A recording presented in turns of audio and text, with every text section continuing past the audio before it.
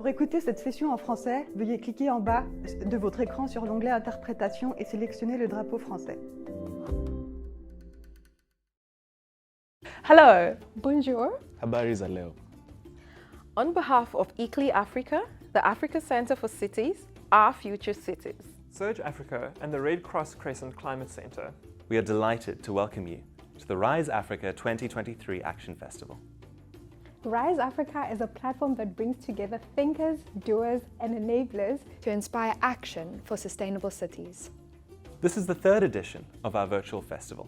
it brings together insights, practices, and visions from across the continent. This year's theme is The Cities We Want. the cities we want. the cities we want. The cities we want. This mirrors the African Union 2063 Agenda Vision, the Africa we want.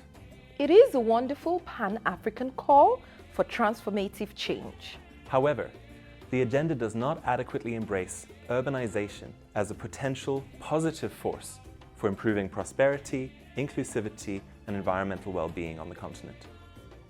We need more emphasis on the role of cities and local action. And this festival aims to provide inputs into this agenda. The cities we have are Expanding, incomplete, inventive, contested, facing impending crisis, yet brimming with potential.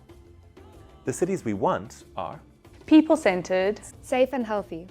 beacons of culture, unflinchingly modern. And adapting to change and leading global innovation. We'll make these cities through Experimenting, learning collaborating, and amplifying the everyday actions of people who are shaping their cities. The festival invites you to embrace different ways of knowing, It invites you to forge new partnerships, Experiment with new concepts and ideas. to seek ways to bridge science, business, policy, and the arts. Together, let's enter this space in the spirit of poetic possibilities.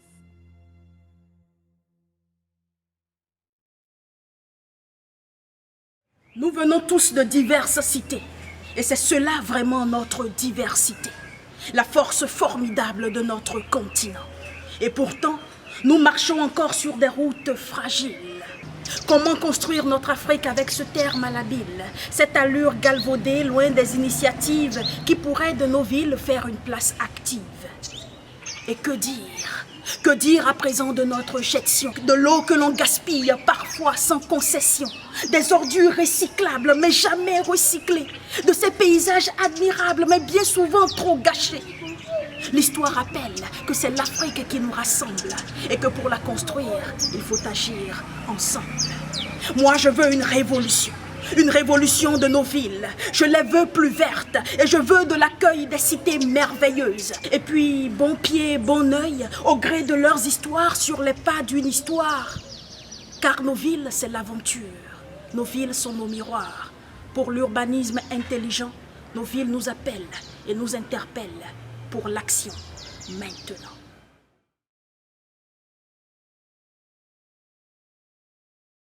Hello, everyone. Welcome to our session.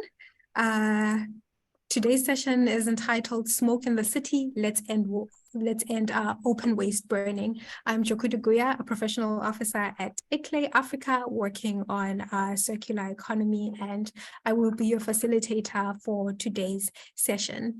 Before we get started, just a few housekeeping notes. As you would have seen from the video, our session is being hosted in both English and French. So to all our English speakers, please remember to check interpretation and join into the English channel so that you can hear when our French-speaking colleagues engage with us. And likewise to our French colleagues, please do listen in the French channel so that you are able to engage with us for today's session. We're looking to have quite an interactive session, so please do share any comments or questions that you may have in the chat throughout the session. We're looking forward to engaging with you and hearing your insights on today's topic. Please do mute yourself if you are not speaking, just so we're able to hear clearly from our participants. There will definitely be a lot of time for engagement in today's session, and we will have an opportunity to hear from you all. But today, what are we doing? We're talking about waste, but more specifically talking about the challenges that affect the waste sector in many of our cities as well as communities. And this is with regards to the topic of open burning of waste. We're looking to assess what the status quo is with regards to open burning. What are the barriers that can lead to, that are restricting us from better waste management, as well as thinking through, well, what are some of the emerging solutions that can be applied to eliminating open burning. And so for today's session, I won't be by myself. I am joined by 4 speakers who will be sharing quite interesting insights. For now, I'll just share their names, but we will have a moment to meet them quite soon. So our first panelist will be Dr. Andriana Mbandi from the United Nations High-Level Champions. We also have Idrissa Dien, who's joining us from Practical Action. We also have Rosemary Olive Mbone Eni, who is the CEO of Salama Heritage Eco Village Africa.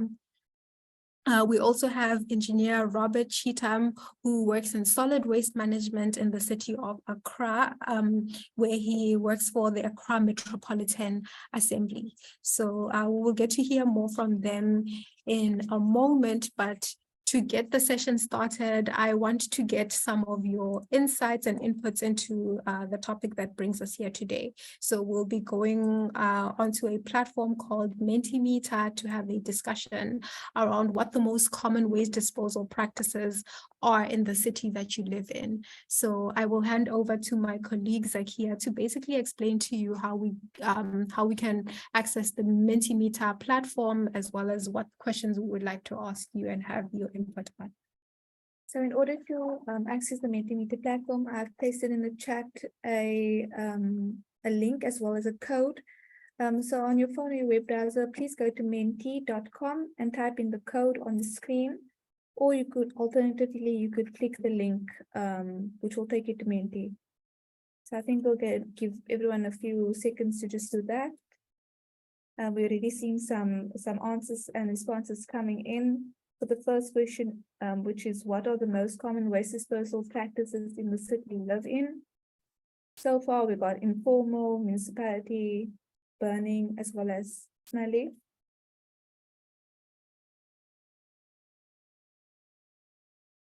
I see we have dumping coming in as well as burning.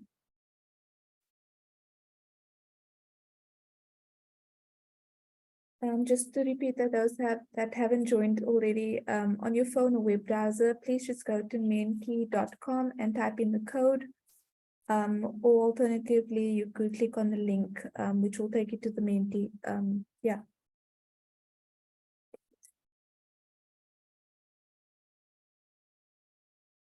We have 4 inputs right now and hopefully looking for more. We've got 27 participants joining us today, so we'll just give it a moment for more inputs to come through.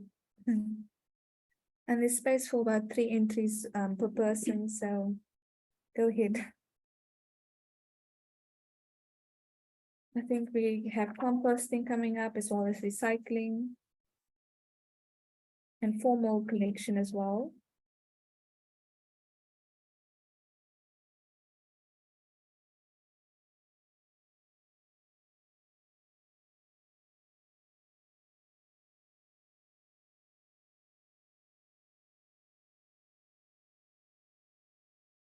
If there are any more answers, that'd be great. Like Zakia has said, you are welcome to add more than 1 input, and just a reminder how you get onto the platform. Just go to www.menti.com and type in the code, which is on the screen, which is 53264854, or you can alternatively click the link in the chat. The cloud is definitely growing with valorization of waste as a common waste disposal. Yeah, I think the municipal collection systems, I think, are the predominant one that is coming out of this, from the responses, as well as composting. I see informal also coming up quite strong as well. Yeah.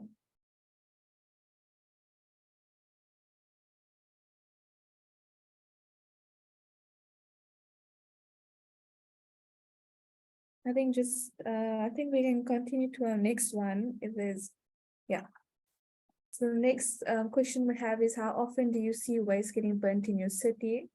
The options are not at all, really, sometimes, often, and all the time. We really have two for all the time.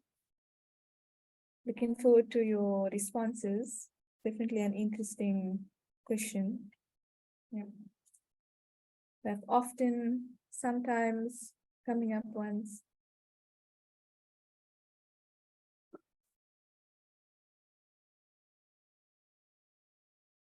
Often and all the time is at a tie. It's interesting that we're not seeing not at all and really, but yeah. I guess it's really a common phenomena that occurs places, yeah.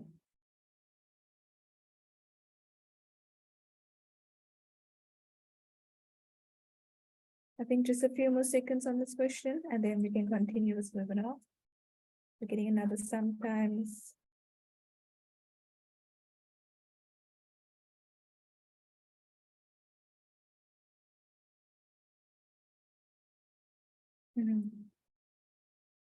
If that's all the responses, or one more coming for all the time. If that's all responses, we can continue with the rest of the session. Thank you so much. Thank you everyone for the insights that you've shared. And I think from the inputs that we've seen, it's quite evident that this is going to be quite an interesting session.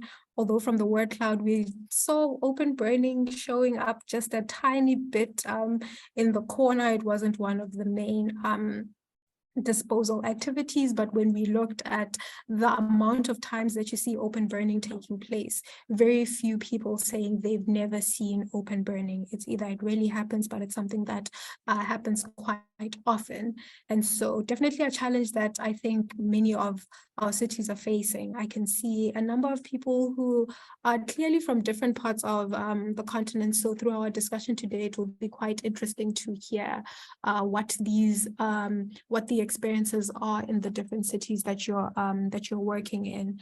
And so just reflections from myself, when we see a low reflection on our poll results, it's raising the questions of, well, should we be raising awareness for open burning? What is the research showing and what is the challenge that our cities are facing with regards to that? Where exactly is it happening? Why are we perhaps not aware of it in some instances? Or are we facing the converse, which is we have an issue at our hands, but we aren't seeing practical solutions as to how we can stop it? We see it happening, but we might perhaps be struggling with prioritizing it. So now asking ourselves, well, what is this topic and what exactly is the challenge we're facing? What exactly is open burning and why is it such a huge issue? Well, from a lot of the data that's coming out and the research that has taken place, especially in the past few years, we are seeing that people lack options to the disposal of their waste, whether we are thinking of your garden waste, your industrial waste, or any sort of waste. And what we are finding is a seemingly practical solution that has been taking place for quite many years is definitely one that we continue to contend with, which is when people don't know what to do with their waste, they tend to burn it.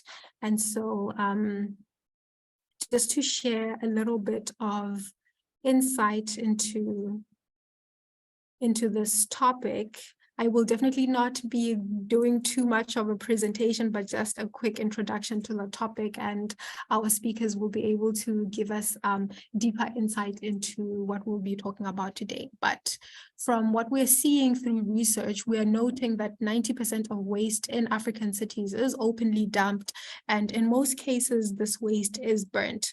And when we think of burning of waste, I think, well, for me, I don't know about you, I think of things such as plastics and paper that we might have at the household level, but not necessarily my garden waste. And so perspective into, well, what is open burning and where are we seeing it happening and what exactly is it? Because all these forms of open burning are definitely contributing to higher greenhouse gas emissions, for example, in the pollution of our air. We're also seeing a lot of inadequate waste management governance in our cities, and this is, in some cases, it's difficult to regulate the activities that that people engage in. If someone starts dumping waste in one area and it's not controlled, it then grows and it becomes an issue that is quite hard to then manage. In other cases, we are seeing a lack of public awareness to these issues. And so because people do not know that burning of waste is a challenge, they continue to do it. And at the same time, we see challenges with regards to weak legislation and enforcement because it is not enforced, because the efforts to stop open burning see weak enforcement, it then becomes an activity that then continually perpetuates. But again, is that the case, or are there other factors that are leading to such challenges? Many local governments will mention that there are challenges such as insufficient budgets for waste collection and disposal. And this becomes a challenge because if you do not have the funds or the budget to invest in the correct infrastructure to collect the waste, it's then hard to provide the service.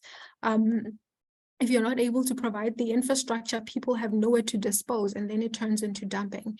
So the lack of infrastructure is quite a huge challenge that many of our cities face. I saw this note in an article that was shared online that was basically a visual representation of waste management across the continent. And one thing that was mentioned was that unfortunately, very little data on the cost of inaction exists for developing countries, including for Africa. And so what we're seeing here is that we do not have a full estimate of the cost of open burning on our continent. Yes, there are some figures that have been calculated, but the extent to which open burning is impacting our health, our communities, our economies is not yet calculated. And so consequently, not all are aware of these economic, social, as well as environmental benefits that would emanate from eliminating open burning.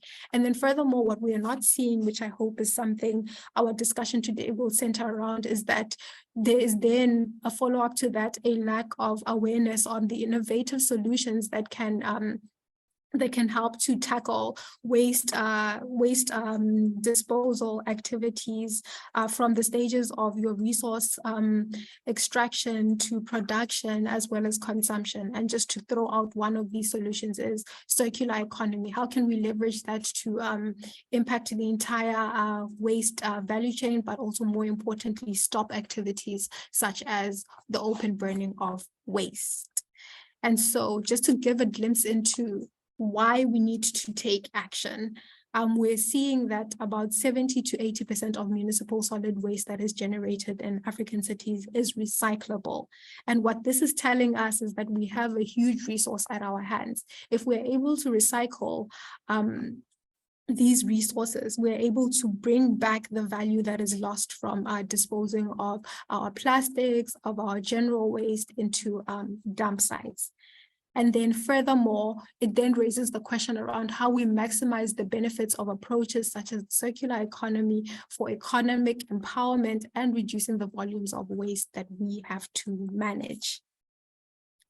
And so I will stop there and bring on board our first panelist, who is Andriana Mbandi, and she joins us from the UN high-level champions for climate action, and she works as a global open waste burning lead and will be sharing with us some of the insights from the work that she's been doing. A lot of it has been on the ground research that will also give further insight, I believe, into what I've just shared in terms of creating a basis for what is out there. So without wasting any further time, I would like to call on our first speaker, Andriana, to please introduce yourself as well as share with us some of the key insights from your work. Thank you very much. Good afternoon, good morning, good evening. I am actually connecting from Nairobi. I think I see a few people that might be Nairobi. So I would like to start off by just reiterating, I'm representing the UN High-Level Champions today. I'm seconded to the UN High-Level Champions from Engineering X. Engineering X is an initiative of Lloyd's Register Foundation and Royal Academy of Engineering. And just to give you a background of how that came about, you know, when you look at open waste banning really in the international arena, when did it first make an appearance where there was a momentum to request to take action on open waste banning, because it you know, it impacts on health, safety, livelihoods, climate change, environment pollution, and a whole host of other things, as Jokudu has introduced. So COP26, we had the first event, and with many partners, including ISWA, Climate and Clean Air Coalition, and many other partners for the session. I remember that very clearly because, again, I got to represent from my home, attending in Glasgow. But this, before this happened, actually, we got together. There was a global scanning workshop that was put together by Royal Academy of Engineering, and this global scanning workshop had participants from all around the world, experts from all around the world, and what they did was to find safety is an issue, and specifically for products, the end of life cycle of products. What happens when you use your products? That comes to an end. That includes anything from hygiene products to plastic to food. And when we don't when we mismanage the end of life of that product, it means that it impacts on safety, health, and livelihoods of people.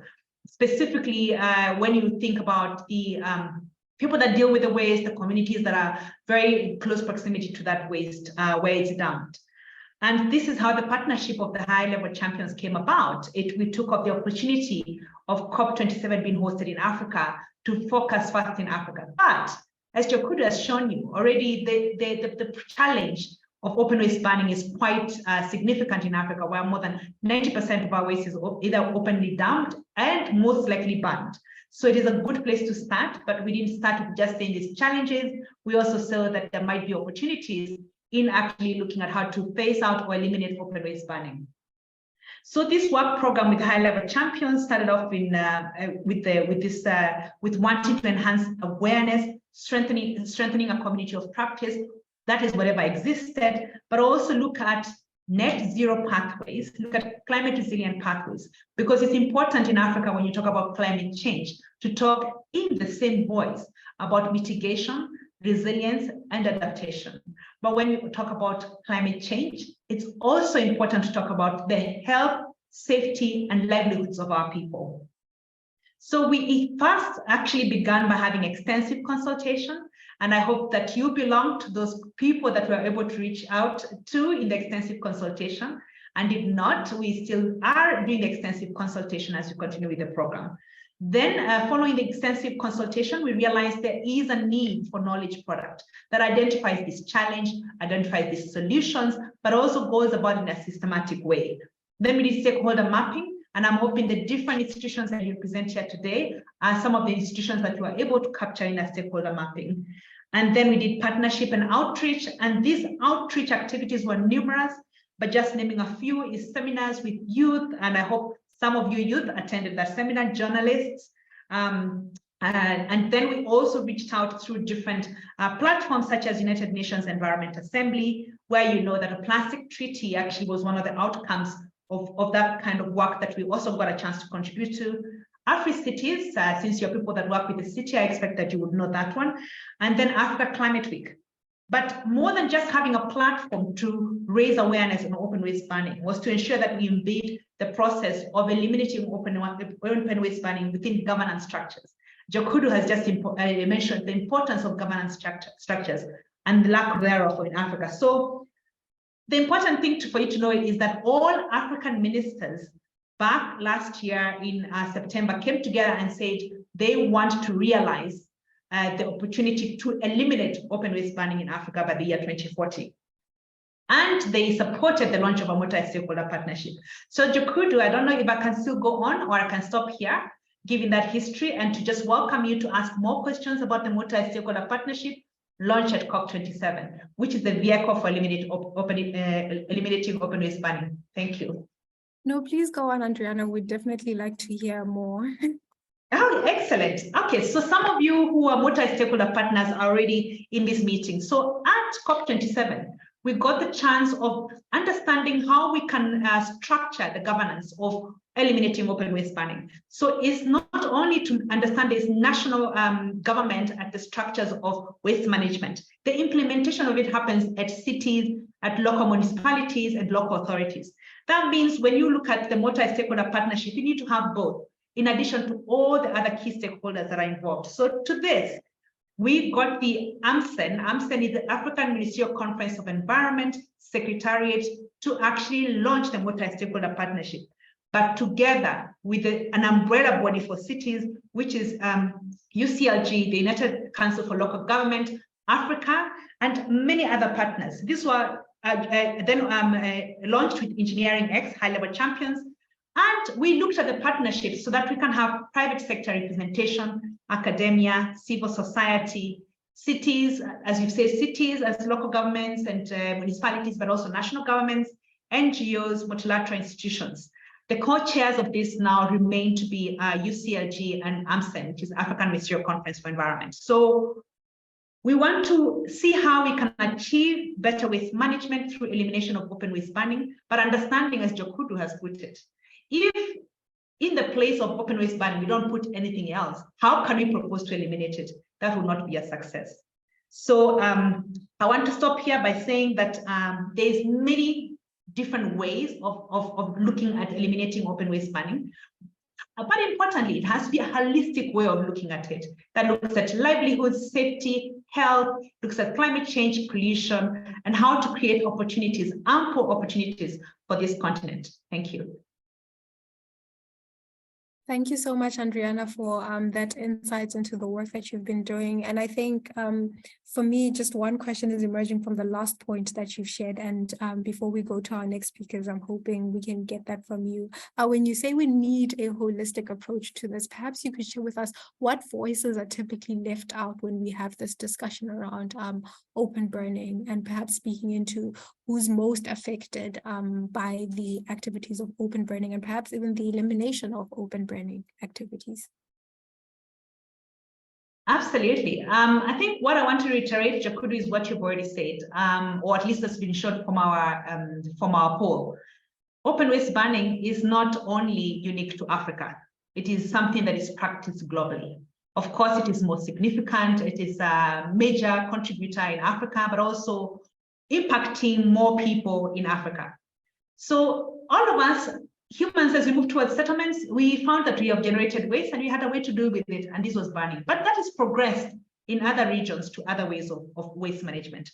But on the question of who is most affected, you'll be surprised because we all have knowledge that the majority of waste management services are provided in Africa by the informal sector. But is it a surprise to you that these are the voices that are often left out? These are voices left out. The youth, women, children are also vulnerable groups that are often left out. But also, these are the people that provide the solutions to the waste mismanagement and enhancement of circular economy. So what can we do more to ensure these groups are not left out? I think it is embarking on what we have been trying to do with the open waste banning partnership to ensure that those voices come through from the onset, not at the end where we say, oh, here are the solutions, why don't you go and implement them? Include the solution providers right from the onset. Thank you. Thank you so much. That's definitely great food for thought, which is what are we doing to promote these missing voices? How do we ensure that they're able to engage in these platforms and feel empowered to implement the solutions that they have? We definitely agree with you that a lot of these solutions do come from the people who are on the ground and who are experiencing these challenges, but they really feel empowered to contribute to the discussion. I see, Anthea, you have your hand up. Would you like to ask a question? Yes, thank you. Just to follow on to what Adriana just said about other countries where this has happened and where they've kind of evolved or they've seen an evolution, keen to understand what is like a viable end solution for Africa, based on what we've seen elsewhere in the world? And then the second thing is, what is the biggest things that's actually keeping us or preventing us from making progress towards those? Thank you very much, Anthea. Indeed, when we started to produce the knowledge products and put that together, and with consultation with some of you on this call, was to identify there's possibly 4 pillars that would allow for a systematic transformation to tackle what is the waste mismanagement and open waste burning in Africa. So the first one is institutionalization. So when we talk about governance, we talk about standards, regulations. This is what houses all those considerations for policy and governance. So that is lacking in a lot of cities, municipalities, and sometimes the challenge is to integrate vertically or horizontally between the national government and the subnational governments, being the cities, municipalities, local governments that are in charge of implementation. Do you know that when we had a meeting with mayors in Cote d'Ivoire, we realized a lot of countries in Africa have not actually devolved the functions of waste management. The mayors told us it's impossible for them to do their job because they are elected a lot of the times on the promise of a clean city. But if they don't have the functionality, the mandate to ensure that they have a clean city, how can they then go back to the electorate? Because the electorate will say to them they have failed. So that is the first pillar. The second pillar is to looking at what we're doing currently, is just creating awareness. A lot of the times, if people are aware of how they're impacted by open waste burning, if they had a choice, they would not go that pathway. So raising awareness with all of us, with our policymakers, to make sure this is prioritized. Then financial. Jakudu has already shown us that there is a huge financial gap. And I think what is even more challenging is that the budgets that we allocate to waste management in Africa are twice what developed countries actually allocate. Either it means that there is a big gap that needs to be filled in terms of infrastructure, which brings me to the fourth point, or even the little resources that are allocated are not managed properly. So given that is a challenge, and the third pillar, the fourth one, of course, is infrastructure. There is a big infrastructure gap.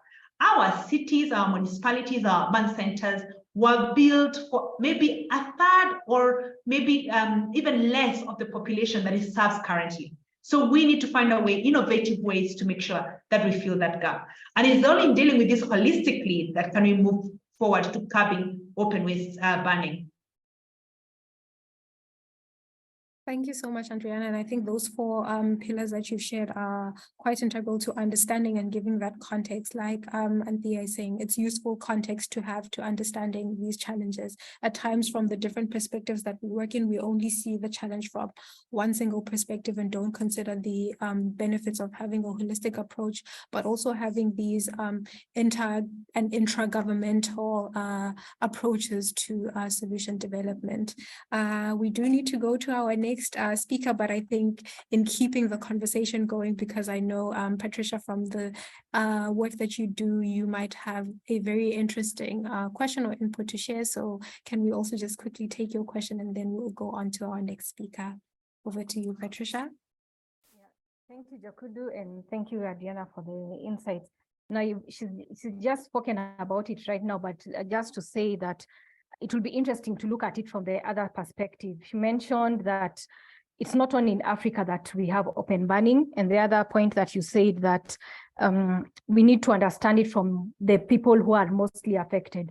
So it will be interesting to know, is there any study that has been done, or what do you have to say about what the cause of this open burning? Because if we know about dumping, especially in the rivers or in water bodies, there is a cultural practice to that. So this would inform the solution, because some people burn because they would claim that they don't have infrastructure, equipment to place the waste. They don't have the right structures to manage the waste. But is it because of lack of awareness? Like, I just don't know how to manage waste. I don't know that if I burn waste, it's going to cause health problems, the air pollution, or is it because of a cultural practice? There are people who believe that burning is more superior to like keeping the waste together and transporting it to another place. So it would be interesting to know if there's any insights to that as to why people actually burn waste, because that would inform, some of us, especially in Africa, in Kenya, there is a lot of emphasis from the government side in terms of enforcement. They stick. Maybe we are putting too much effort on enforcing, catching those who are burning waste, but maybe we need to put more emphasis on awareness, creating awareness on why they should stop, or creating more infrastructure and equipment for proper management of waste, putting up the right structures. So it will be interesting to hear more about that. Thank you. Thank you very much, Patricia. Like you've said, there's many different reasons why people burn. But having visited, I've talked about Dandora dump site for many years now, and it's been many years since I visited, and I feel like it's grown. Dandora dump site is one of the 19 biggest dump sites in the world, which happen to be in Africa. So Dandora dump site is one of those.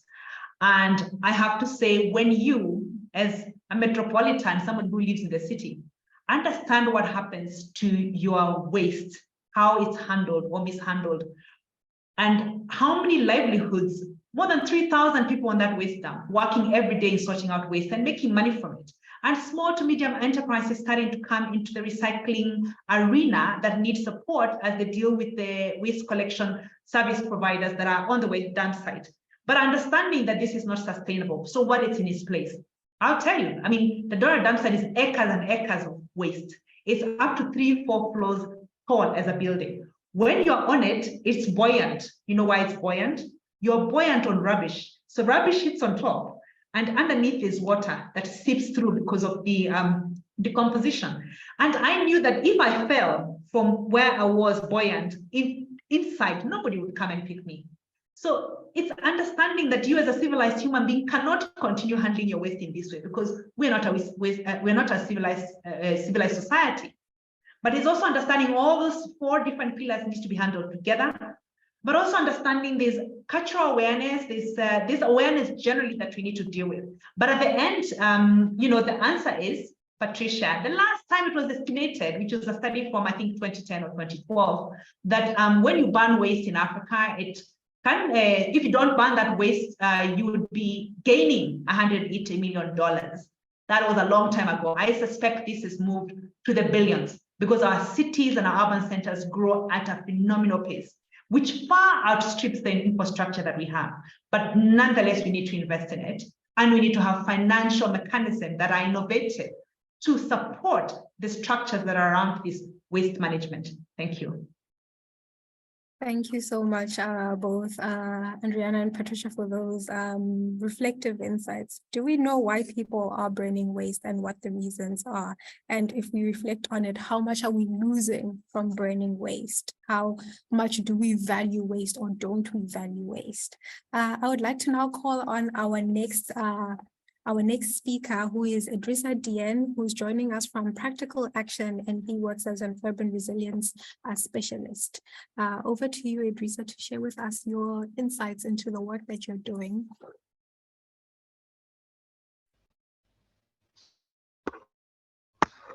Okay, so I will go in French. Bonjour à tout le monde, c'est un plaisir de participer à cette conversation sur l'incinération. Oh, hello everybody. It's a pleasure for me to join you in order to talk about waste burning. Can you hear the translation into English? Yes, we can. I had prepared slides. Can I share my screen? I would like to show you the slides that I have prepared. Please go ahead. Yeah.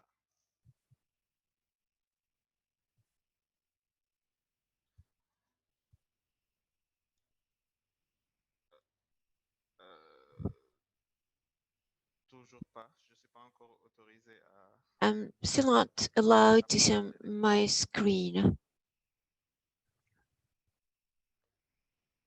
Apologies, Idrissa. I think we had made your previous login a co-host, but Zakia will be sorting out that shortly.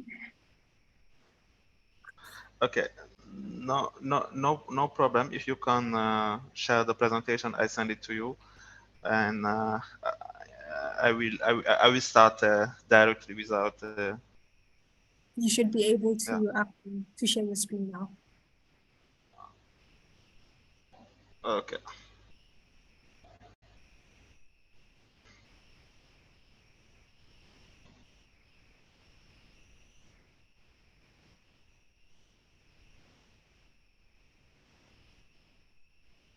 Ok, normalement ça devrait marcher. Vous voyez mon écran? Now this should work. Can you see my screen?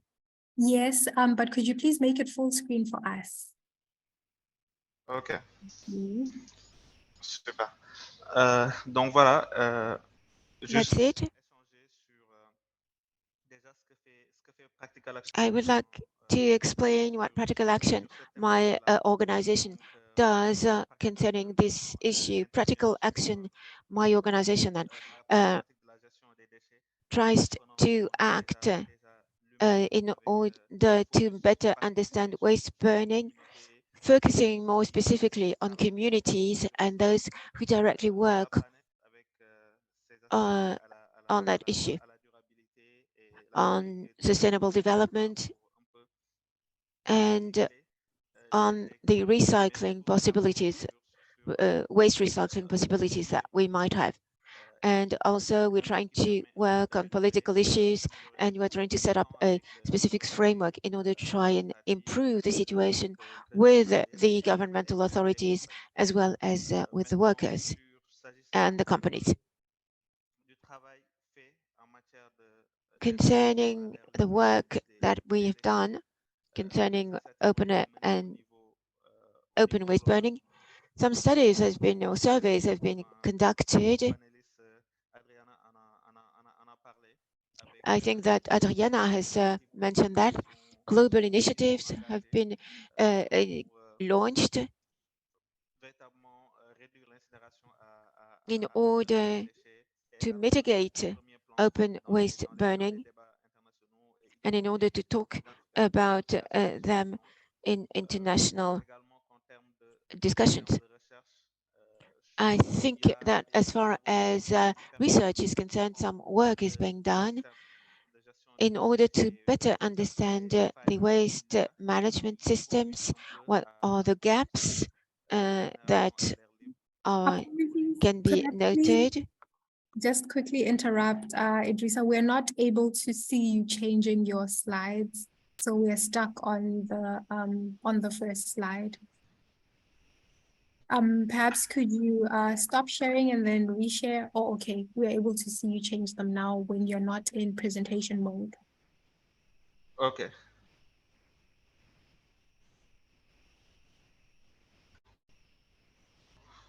Okay, so I was just talking, je parlais précédemment des...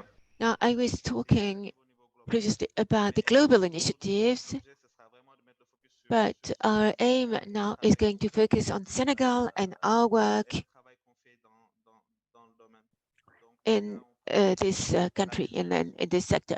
We give priority to urban resilience and particularly waste management, but also wider issue concerning resilience, for instance, against floods, and where we make specific research concerning waste management, specificities of waste management,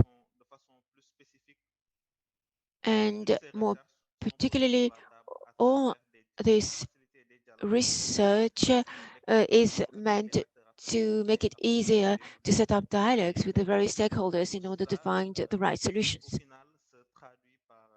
And in the end, this leads to implementation of projects, research actions in order to reduce, in Senegal, to reduce open waste burning. Now, what is the situation prevailing in Dakar?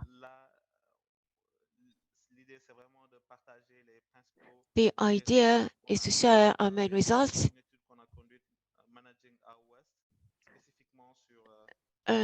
We conducted a survey managing our waste, and what we can see is that there are specific difficulties concerning waste management, which is not very well managed. And this is related to the issue of open waste burning. a high volume of waste is burnt, and I think that we can find a solution downstream. But there is no sorting process, and this, of course, makes our difficulties even worse.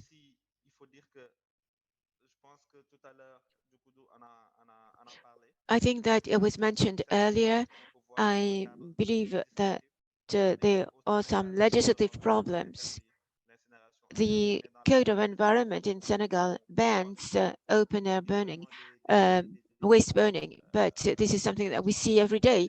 So I think that we can improve the enforcement of the legislation. And also, we are in a city where population is growing all the time, and there is an urban spreading. So some buildings and housing developments are closer and closer to the facilities for waste burning. So those families are hit by health problems. The impact of this waste burning leads to health problems for those families. And this is a worsening problem. There is a real impact on the households living around those landfills where waste is burned. And we have seen respiratory problems. We are realizing also that informal workers are very much impacted by those health problems. And this has an impact, or it affects their livelihood. Also, there are environmental impacts, greenhouse gas emissions, contamination of the water level. So you can see that there are multiple problems, and we are trying to find solutions, localized or local solutions for these problems.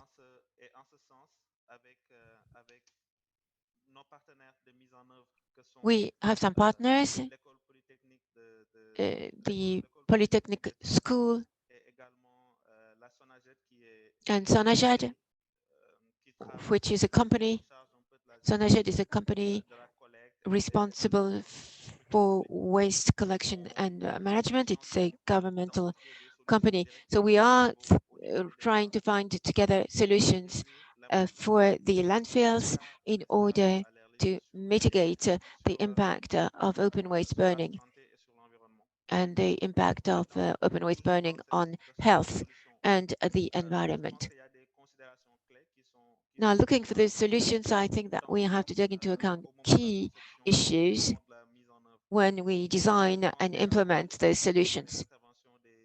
Now, this has been mentioned by many speakers in this panel. We need to have a holistic and systemic approach, and we are trying to taking this holistic aspect in our solution. We also have to work directly on a specific facility and to promote learning in order to have a wider impact. Also, we have to promote innovation with partnerships, unconventional partnerships, and we also have to be human-centered, focused on the human being. And we have to take into account the informal workers who are very often discarded or left behind in this system.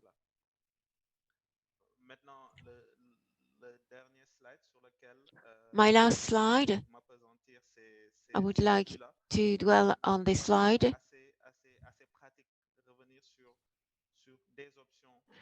We have to come back to solutions that we find relevant in order to possibly solve those problems.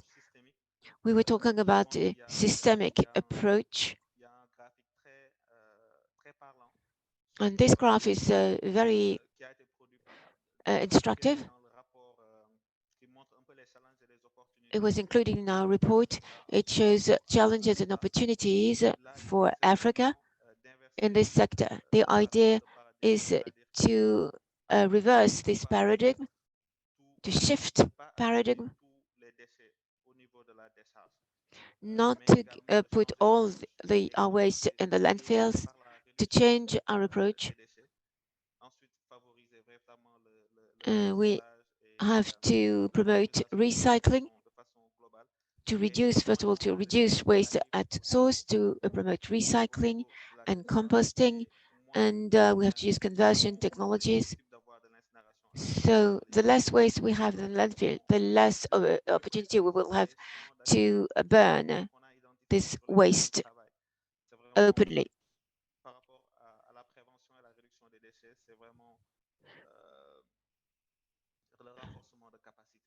We have to strengthen our capabilities. We have to focus on cooperation with the informal workers. We have to provide personal protective equipment in order to protect their health. We have to give to try and measure the quality of the air, and to issue alerts if there is a problem about air pollution. And also we have to promote waste recovery. Waste recovery is very important, and it's important to identify all our options. For instance, to identify the waste, the different kinds of waste in the landfill. We have to identify the best removal or disposal options.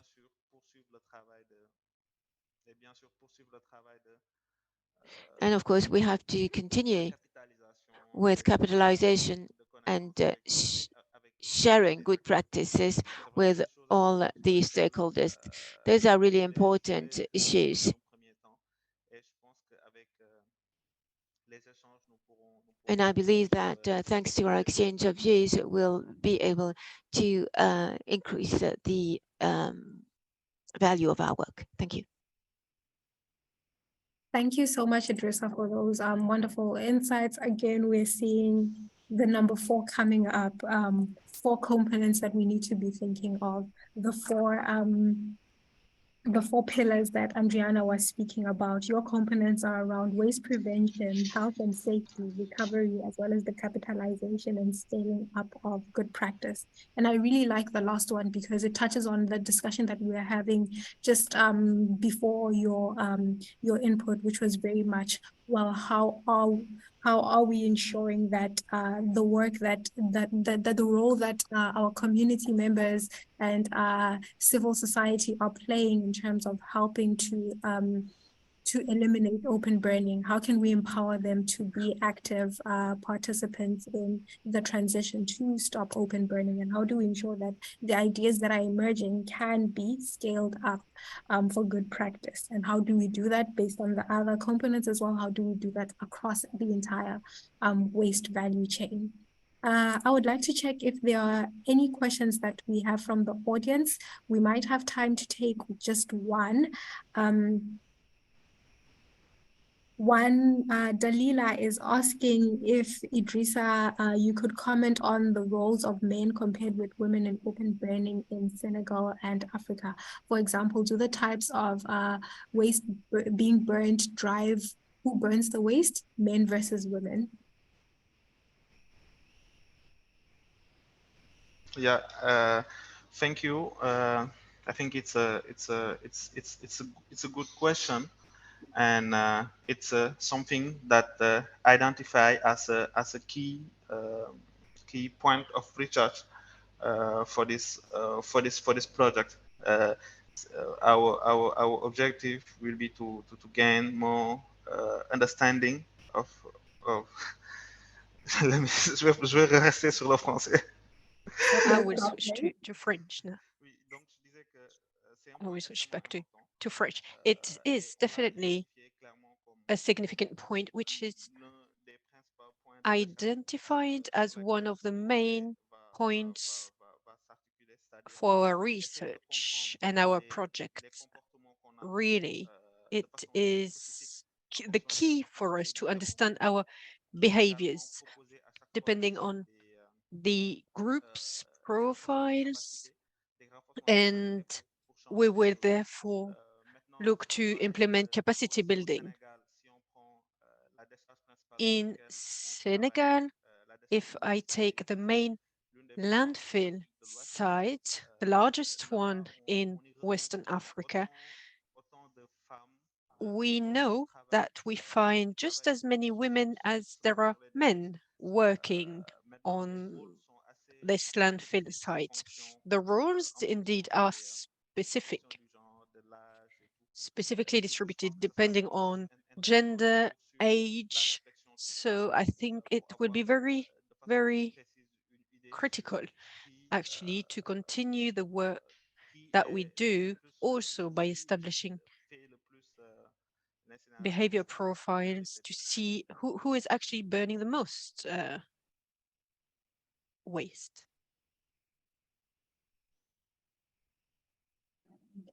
Thank you so much, Idrissa, for that response. And I hope, Dalila, your question has been responded to. It's a space in which further research needs to be done and further conversations around this need to happen. We definitely need to have more prompts like that. I would like to then call on our third speaker, who is Rosemary Olive Mbone Eni, who is the CEO of the Salama Heritage Eco Village. And she will be sharing with us perspectives from the work that she's been doing in Kigali and how they are looking to make Kigali a clean city. So Mbone, are you with us now?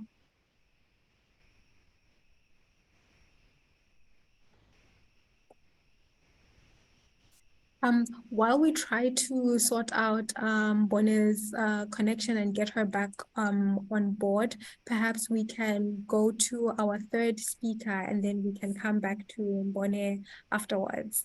Engineer Robert, who is joining us from the Accra Metropolitan Assembly in Ghana. He works as the head of the Solid Waste Management Department and will be sharing with us insights into how Accra has been working to eliminate open waste burning. So over to you, Engineer Robert.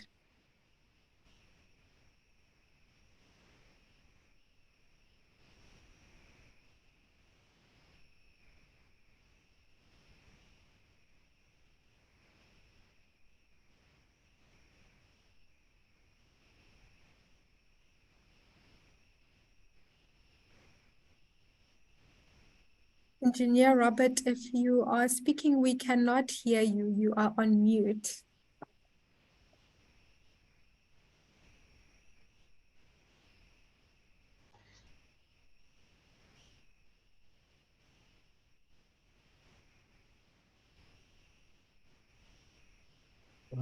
Hello, Jokdo. Yes. Is it my turn to do the presentation? Yes, it is, Engineer Wow. Robert. Wow, thanks so much. So let me share my screen then. No problem.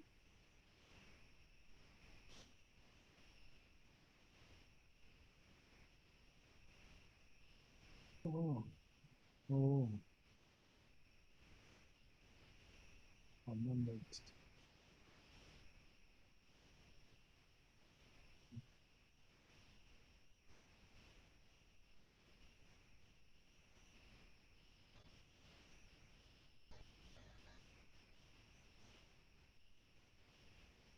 Okay, so good day to you all.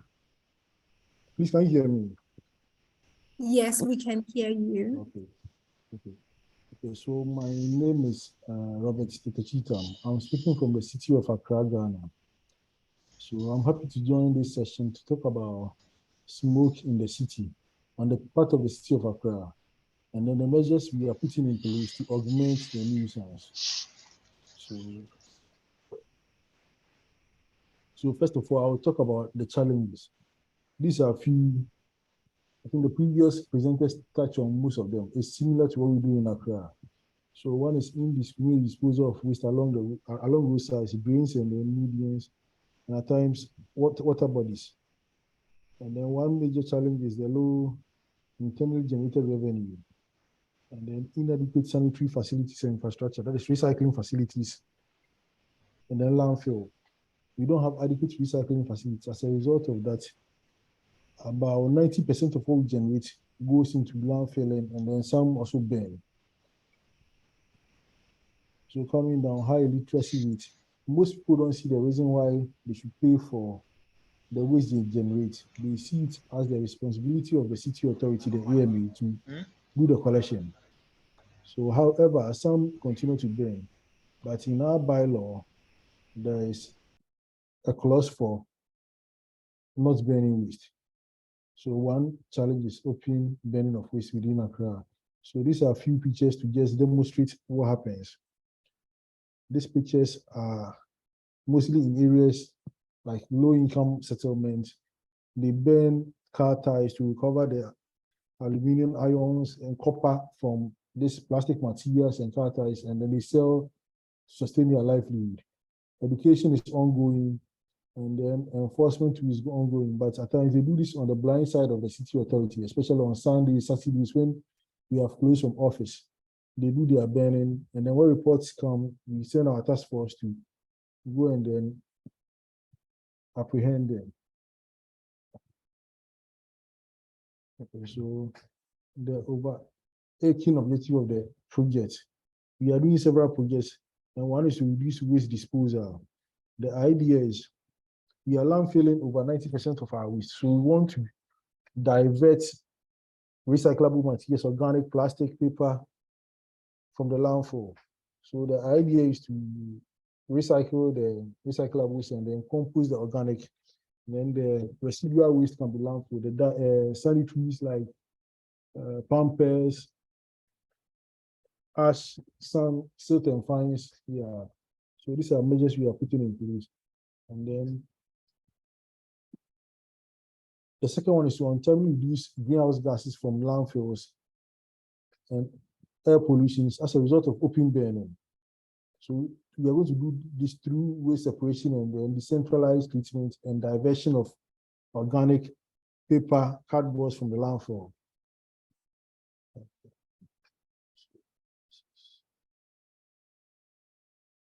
So the AMA is committed to modernize municipal solid waste in Accra, the capital city of Accra. So one action we are putting in place one to implement climate action plan. We have a climate action plan. So we are trying to put them into action. And then the third one is to seek and to achieve this goal by implementing a citywide community-based municipal solid waste separation and composting project in our submetros. So we have 3 main submetros. So the idea is to reduce open burning and all that. We want to start from the low-income areas, give them 3 receptacles, and then we separate organic, recyclables, and then residuals. And then there was one thing I left out. Let me go back to the informal. The informal, the initiative we are putting in place is the sanitation improvement package. So that is, we are going to deploy 12-meter cube containers to vantage areas. Most of the informal areas, trucks cannot access. It's a kind of clustered settlement. Let me show you just a picture of it. This is how it looks like. It looks like in practice. This is how it is in reality. You can't drive through, so we are going to deploy containers, but you can drive along the shoulders of the settlement. So we are going to deploy communal containers where they will dump without paying anything, rather than just dumping and then burning and then messing up the community. So I'll go back. So this is how it looks like. The whole place is just kind of cluster settlements. You don't have a well-demarcated rules for truck to ply and then service the community. So we'll deploy communal containers at the vantage points, and then the AMA will do the collection for free. The city government will pay for the fueling and the maintenance of the truck. So this is one initiative we are going to put up in the informal settlements, whilst we do the piloting, that is separating organic from inorganic. So these are the approaches the AMA is putting in place. Okay, so coming to the implementation. So now we are in the pilot stages. We are doing more inclusive community engagement, buying plastic materials for sampling, doing community entry now. So we want to identify 300 households and then start as a pilot. So we want to separate organic from inorganic. And then the organic will go into the existing we have few recycling facilities in Accra. We have our three. So the organic collected will go into these facilities for composting. And then the recyclables will also go to the facilities for further treatment and then disposal. We are doing this to reduce the burning in the low-income areas. And then looking at the scaling up after 3 years, we scale up. The AMA will construct a recycling facility for treatment and then processing. So these are a few reports and then I would say studies we've done as a city authority. One is the concept note on the AME community-based municipal solid resource separation and then composting plant. So on the concept note, we did that in 2021. And the main objective of that is to highlight the community-based source separation and then to assess the gap. That was the research we did on this, the first topic. And then we did a due diligence. The due diligence was done in 2022. And the goal is to evaluate the performance of the project management team with the help of the CFF representative to identify, to go down to the grassroots, to find the needs and assessment of the beneficiaries. That is the target group, which is the low-income area. So on the third one, municipal solid waste characterization and then landfill emission. So we did this to know the various streams and the fractions, organic, the percentage you are generating, plastic, the percentage you are generating, metals, aluminium, polystyrene materials, silt and fines. And then we also installed sensors at areas where they do the burning and then the landfills to trap the emissions, to measure. So we did all this and we have the reports. All these reports are online. If you want it in document, if you write to us, we can share with you. And we have the climate action report. So with the climate action report, it was done in 2020 by the C40. And then the idea is to set out how the AMA intends to take priority actions to help limit global temperature rise from 1.5 degrees Celsius. So that is the idea of the climate action report we did. So below are some of the studies, and then I think the fifth one is the inclusive climate action needs assessment. So that one was done in 2021, and the objective is to strengthen the city and the informal sector in terms of collaboration. So the idea is to bring them on board. So we brought all the informal guys to our office, we registered them, we had several meetings, the needs they need, and then the role they play and how we can incorporate them in our day-to-day activities. So we have a report and then a research on that. So even with the source separation I spoke on earlier, they are the people we are going to use to enter the community, to collect organic, to collect recyclables, and then residuals. They're not going to do that for free. The city will set up something small to remit them. Yeah, so we'll be paying them something small. So we've been having a series of meetings on that. You know, the sixth one, the results-based financial and municipal solid waste collection improvement strategy. So we also did this one in 2021 in collaboration with CFF. This is to identify financial instruments and how we can finance and sustain the projects. So these are a few research we've done into stopping open defecation and then going to recycling and then composting. So the seventh one is assessment of the municipal solid waste management. Sorry, Engineer Robert, can I also just mention that you have just about under 2 minutes left? Okay, so let me speed up. So the seventh one, assessment of the municipal solid waste system in Accra. So that one was also done in 2017, it was done earlier, to assess that has to do with the governance and then physical component of waste management, how to localize governance into waste management. And then the final one is working with the informal service chain. So basically it's about localizing the informal guys into our day-to-day service delivery and then working with them as partners. So these are a few pictures, these are and how the local and then informal settlements look like. And there is a picture. So thank you so much for your time. Thank you. Thank you so much, Engineer Robert. I think what you've given us ties quite well into the discussions we were having earlier on. I think the first question that I want to ask you is to perhaps give us a little bit of insight into one of the last implementation initiatives that you're working on at the AMA, which is localizing governance as well as integrating waste pickers into the solid waste management system. Would you be able to tell us just a little bit more around how you've started going about this journey, and perhaps sharing what insights you could share, be it lessons or positive lessons or challenges that have come from trying to get non-government stakeholders on board with the integration of waste pickers? How do you ensure that waste pickers are engaged and involved in this initiative? All right, thank you so much for your question. So first of all, the informal sector guys were becoming much more of a nuisance, environmental nuisance to us. They were doing the collection illegally, and then they were dumping openly for the city authority to do the collection. So we realized some of these things, and then we deployed task force from the onset to police some of these barriers. But we realized if we police the barriers without getting them involved in what we do, they'll go behind us at dawn and then still be messing up. So we called their various team leaders. And then we summoned them to a meeting, and then in the meeting, we asked them ways and measures we can put in place to assist them.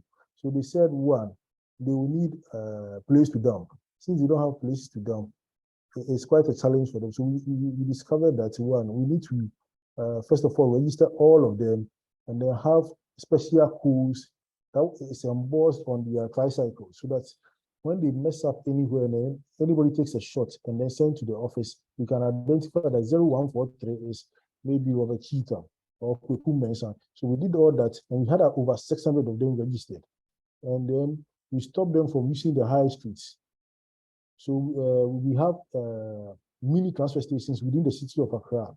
So we dedicated them, all of them there, and then we diverted all the big trucks to the further disposal at the landfills. So presently in Accra, the informal riders are dumping within the transfer stations. That is shorter.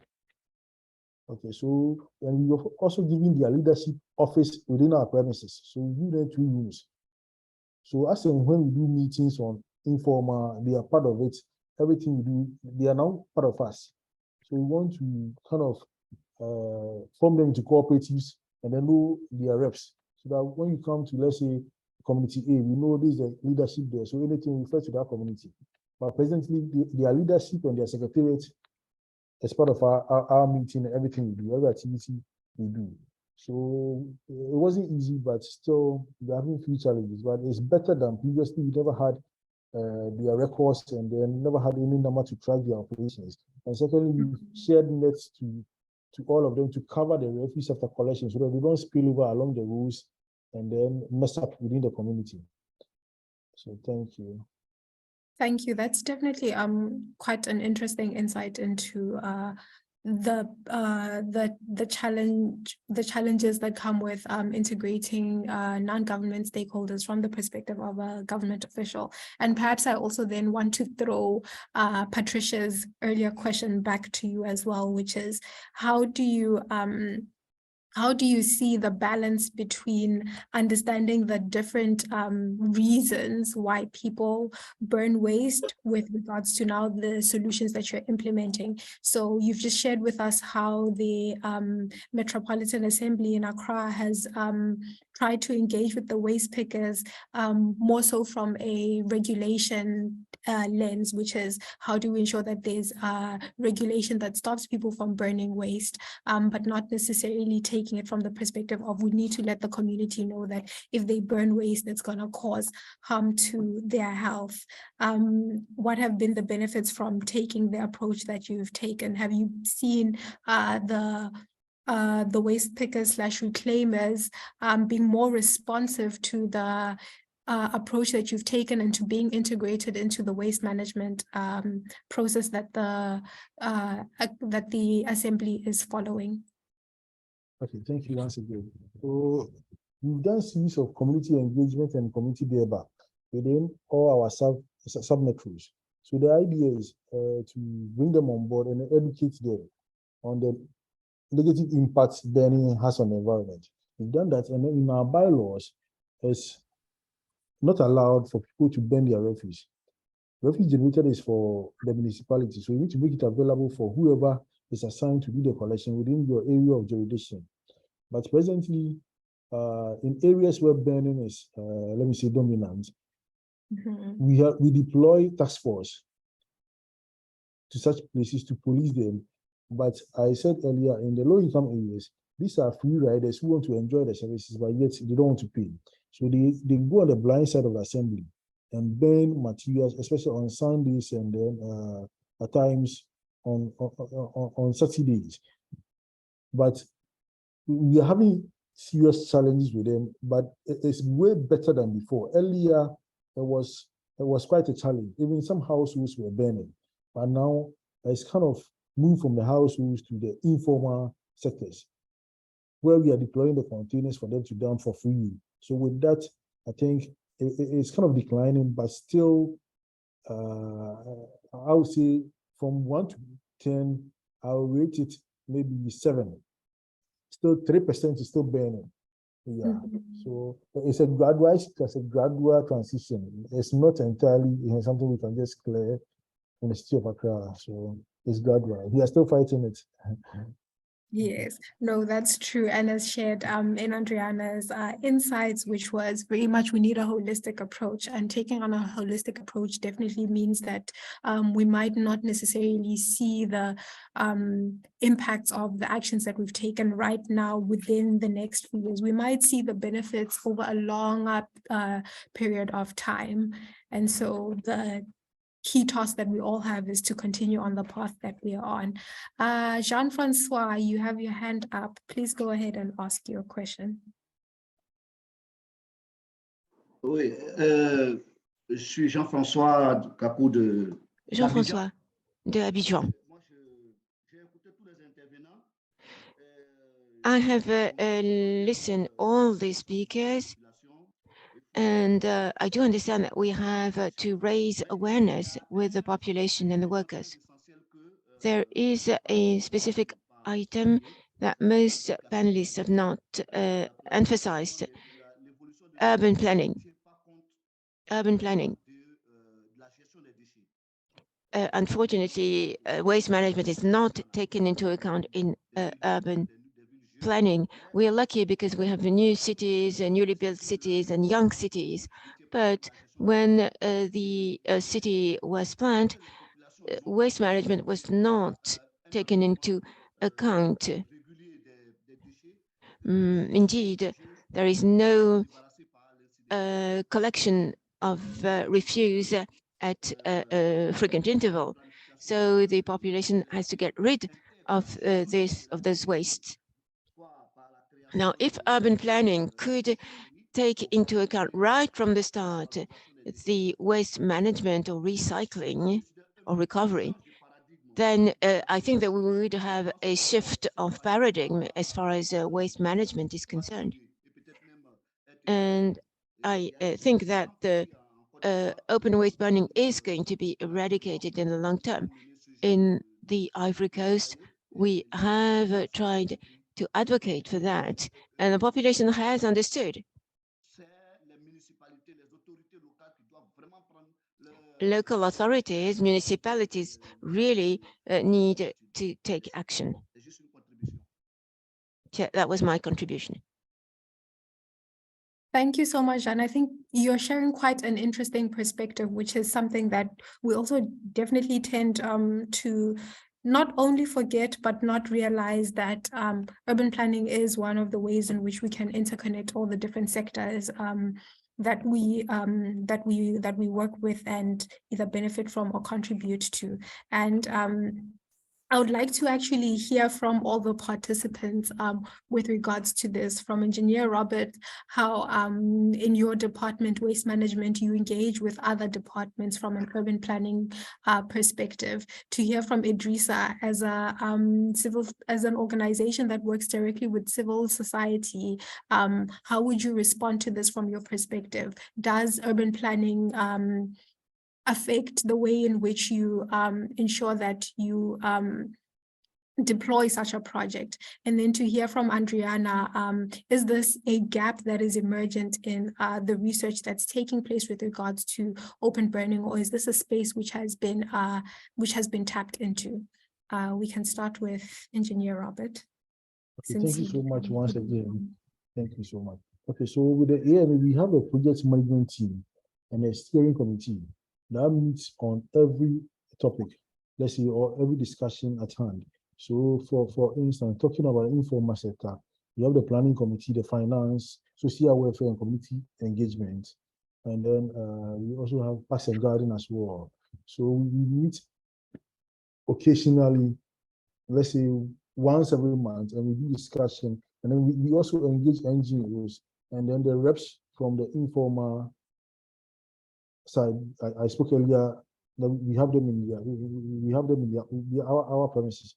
We also write letters to them to join us well. So we do discussions, and then with that, when we go for field survey or the cognizance survey, we identify gaps, and equally we come back to see how best we can address some of these challenges. And then the presiding members and assembly members, since they are mostly residing in the community, and then every little challenge or let me see, any complaint goes to them before it gets to us. They're also part of the committee.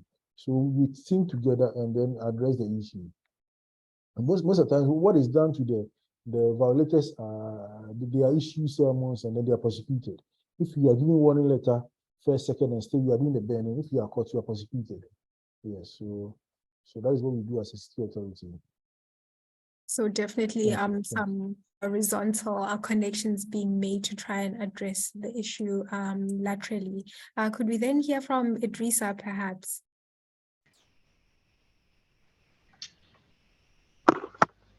Ok, merci Dokudu. Donc, pour nous, je pense Oui. Yes, thank you. I think that we have to have a holistic approach, as we said. We have to take into account all kinds of issues. Talking about urban resilience, believe that the issue has to be approached in a global framework.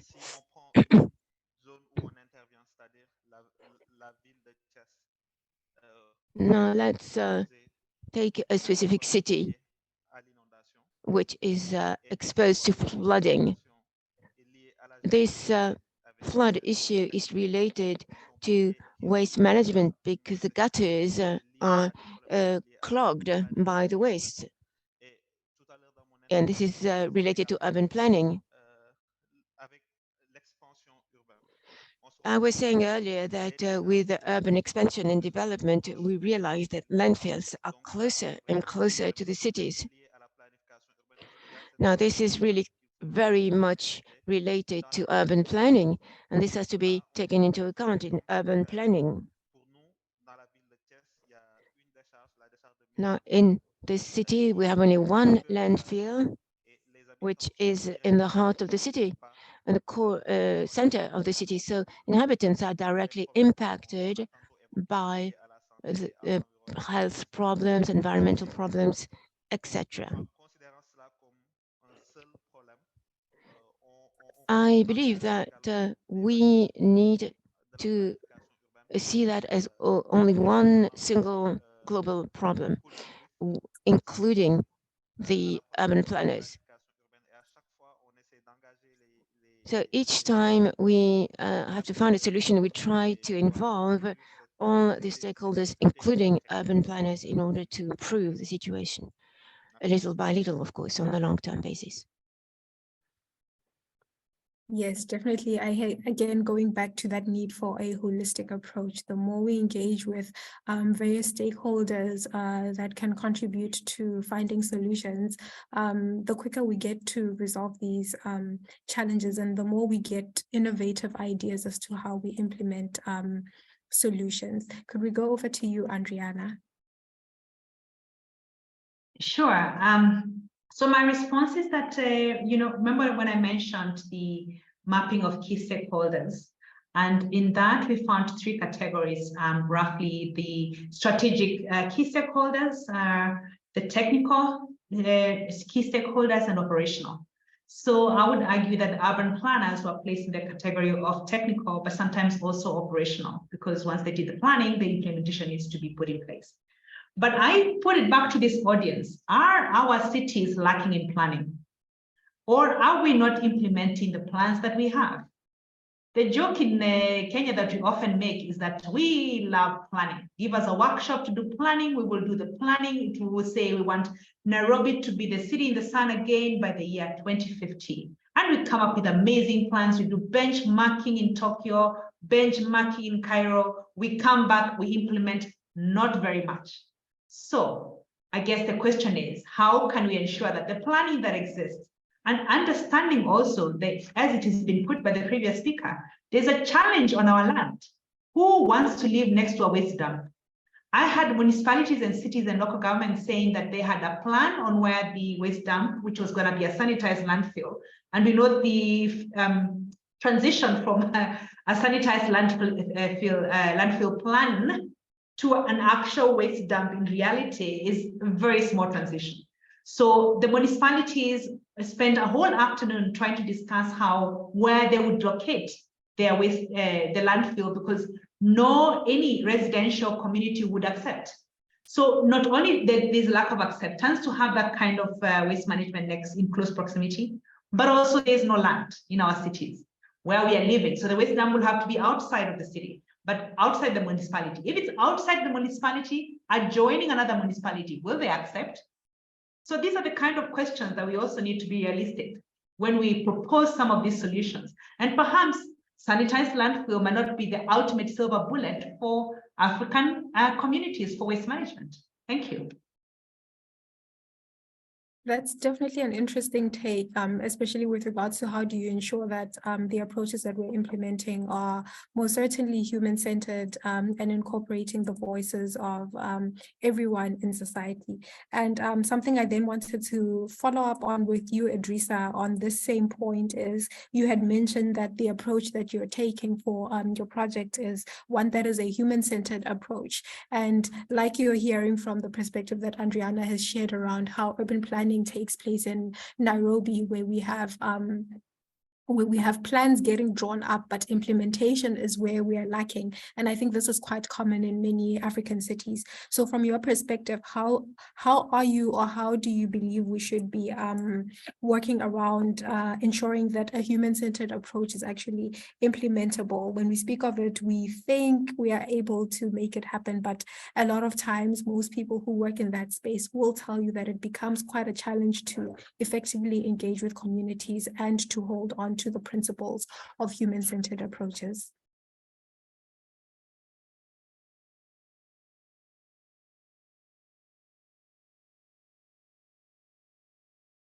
Sorry, Idrissa, you're still on mute. Ah, désolé. Je disais, j'ai manqué votre question. Est-ce que vous pouvez répéter? I missed your question. Could you repeat that? No problem. In your presentation, you had mentioned that the approach that you are taking is a human-centered approach. We've heard from Andriana how, from an urban planning perspective, we tend to draw up plans, but do not necessarily do well when it comes to implementing them. So I wanted to hear from you how, through your project and through the work that you've been doing at Practical Action, how you ensure that the human-centered approach is central and you keep to the principles of this approach, and ensuring that it is actually beneficial to civil society. D'accord, j'ai compris. Donc voilà, par rapport à cela, je dirais que cette approche centrée sur l'humain, I would say that this human-centered, human being-centered approach can be guaranteed at several levels. We believe that in urban planning, communities have to be integrated, involved at the design level.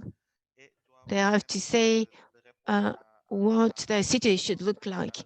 And this should meet their expectations and their vision. I think that right from the design stage, that could be taken into account, except that in practice, it's not the way it is done, unfortunately. I think that Adriana had mentioned something really important. There are some urban plans, but they are not really implemented. And this is the problem in Senegal. Plans are not accepted for several reasons.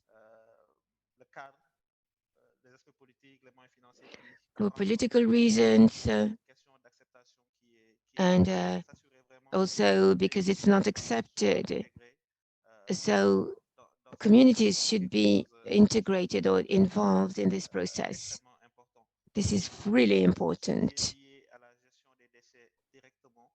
Concerning the waste management issue,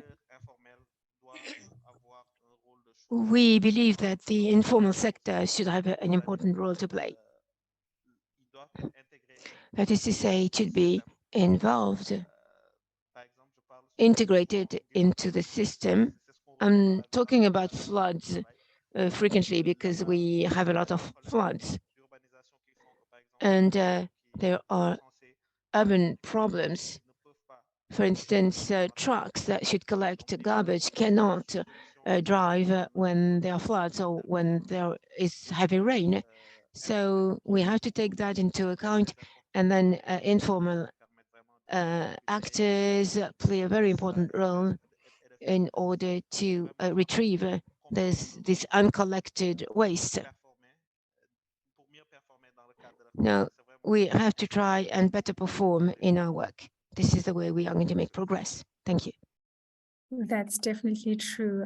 I see, Patricia, you have your hand. Could we please take your hand as the last question, and then we will close our panel. Over to you, Patricia.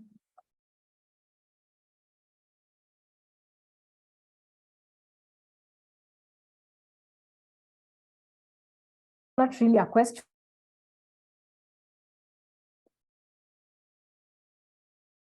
Sorry, Patricia, we heard you a little bit, but you're on mute.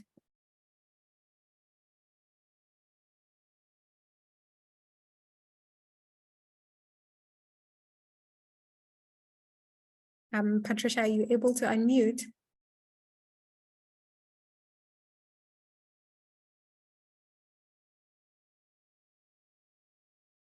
Unfortunately, Patricia has dropped off. I think she might be having internet challenges, but we have come to the end of our panel today. And before we close off, I just want to call on our panelists, our three panelists, to perhaps just share one final input based on the insights that you've heard, or one takeaway that you would like to leave this room with. We can start with you, Engineer Roberts, since you have your hand up. Okay, thank you so much once again. I just wanted to follow up with a remark I think Andiana made earlier. She made a very insightful remark concerning we having the plans, but implementation becoming a challenge, and that is quite true. That is quite true. I think that is true, and most of the times it has to do with financing, having the reports, the documents, and research, and all that. Now, financing the actual project or implementing, getting the funds, from the onset, it will look as if the funds are coming and then all that, but at the immediate part, you see, it's quite reluctant getting the money from accounts and all that. And the issue is there's no money and all that. That is the reason why at times the whole project will halt and all that. So if we can develop proper mechanism for financing projects, I think it will really help. Relying solely on IGF, it's not that much for operations and maintenance. Yeah, kind of, and then squeezing out of the same money that is not adequate to sustain projects is quite challenging. So I think she's right, but we have issues we need to look at. Thank you. Okay, so now my question. So let me answer your question. Can you go back? Yes. Please go back. The question is asked. My question was for you to just share one final reflection before we close off our session today. What stood out to you from today's discussion, or what would you like to leave the room with? Yes, so like I said earlier, sustaining projects or financing projects, we don't just need to just come up with the documents or the reports, but ensuring that we sustain the projects and then complete it from start. And then we also need to build on existing projects. We don't just silence one project when another one surfaces. When you start, finish. Okay, so there should be a mechanism to evaluate projects you've started. If you start and you don't finish, you don't need to be giving another one. All right, thank you so much. Thank you. Thank you, and that's a very important one, continuation and how we build long-term projects in order to achieve long-term impact. That longevity is what leads to helping us seeing the long-term impacts of initiatives that we are starting off with currently. Idrissa, over to you. Do you have just one final input for us?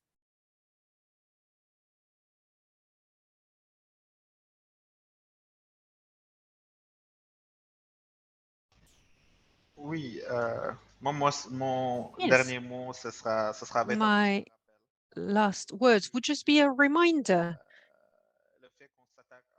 I would say that we are tackling a complex problem. Open waste burning, in order to mitigate, reduce it, we really need a holistic approach, a systemic approach, by calling upon different experts, competencies, skills. That is why we need strategic partnerships in order to meet the needs of our communities, taking into account their constraints and their day-to-day complexities. Thank you. That would be just my last words. Thank you so much, Idrissa. And I think I really like how you've connected the 2 points between urban planning and holistic approaches through a systematic intervention that is needed to address open burning in our cities. Andriana, can we please get your final remarks? So as always, I want to leave on an optimistic note. Africa being the youthful continent that it is, Africa has a host of solutions already. And some of them are quite cutting edge, digital technologies, inclusion in the informal sector, innovation of end products from waste management, understanding how to have the inclusion and partnerships that are needed. Financing is not an issue because once you have a partnership, then you have financing that is needed.